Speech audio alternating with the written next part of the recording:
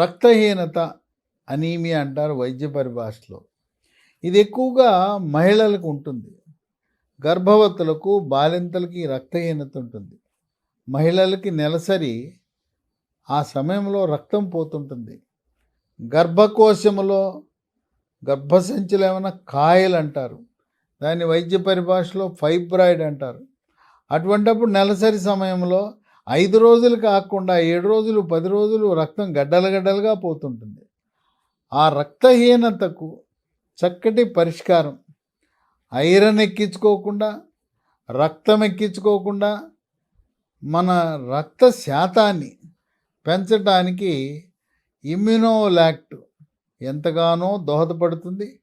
మహిళలకే కాక మగవారికి, అటువంటి వారికి కూడా ఇమ్యునోలాక్ట్ ఒక చక్కటి పరిష్కార మార్గం. ఏ కారణంతో ఎవరికైనా రక్తము శాతము, హీమోగ్లోబిన్ తగ్గితే ప్రకృతి నుంచి లభించిన పదార్థాలతో తయారు చేసిన ఇమ్యునోలాక్ట్ లీ ఫార్మా కంపెనీ వారిది ఒక చక్కటి పరిష్కార మార్గము.